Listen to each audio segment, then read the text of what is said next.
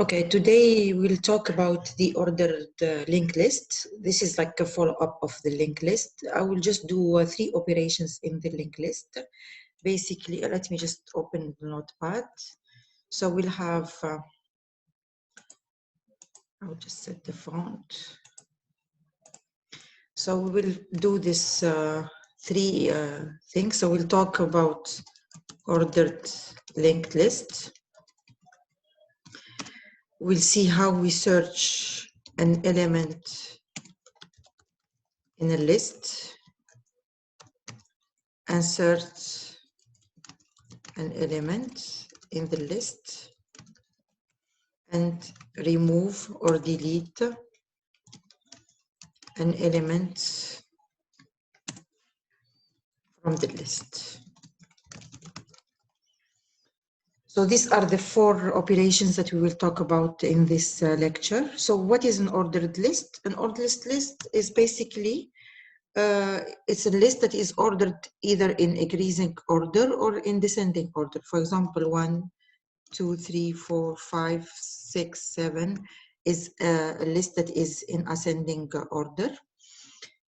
4, 5, 3, 2, 1 is a list that is in descending order, right?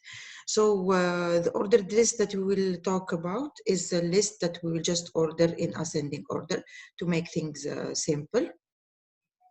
So let's go back to the lecture here. So I am in page 300 of Malik. So I will skip this. This is an example of a structure, a UML structure of 2 classes. One is called linked list type and one is called ordered list linked list, which is a subclass of the linked list type class. Okay, and it has this these 4 or 5 functions. So we have the search function, the insert first, insert last, and delete node. Okay, so this is based on the book, but I will make it simple. So let's talk about the search in a list. So basically, when you want to search an element, so you have to have a function that has the element to search for, right, as parameter. So what does it do? It will first compare the search item with the current node in the list.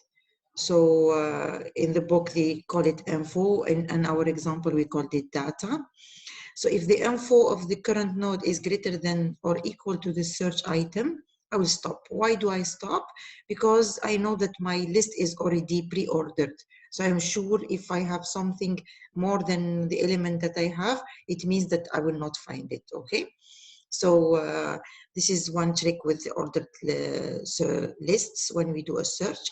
And of course, we will repeat the loop. We will loop in until we find the element or we find something that is greater.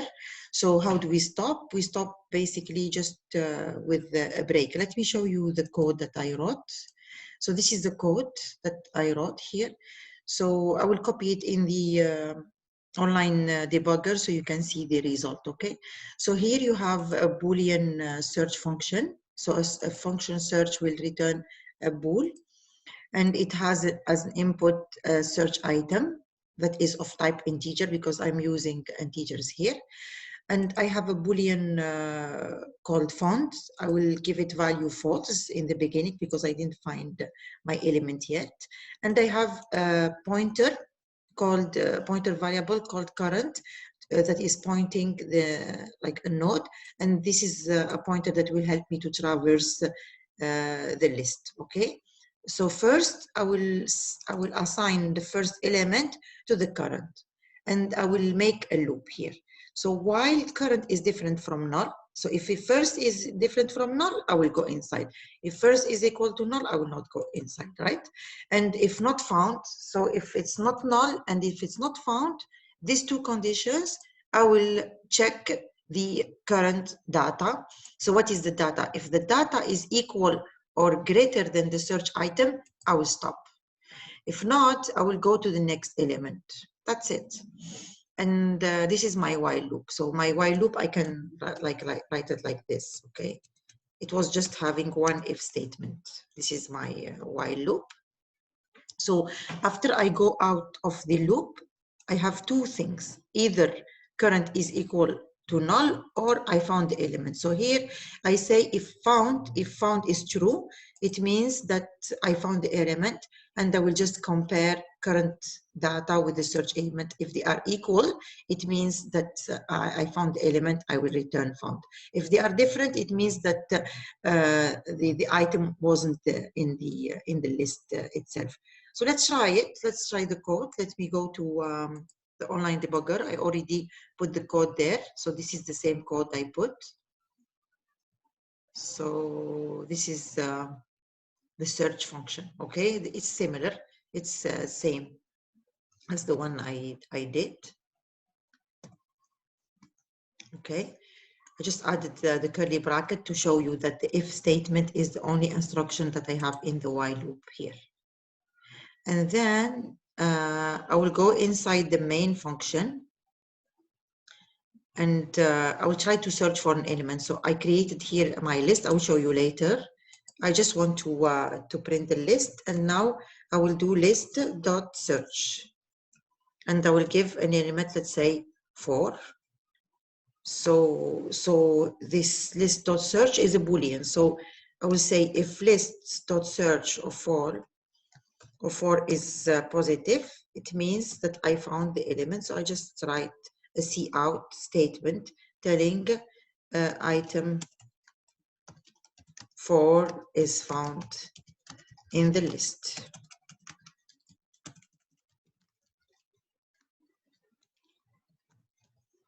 Okay, else cout. This is just to try, right? Item 4 is not found in the list. Okay, and let's try it now. Let's run it. So let's run the code. I hope it will work.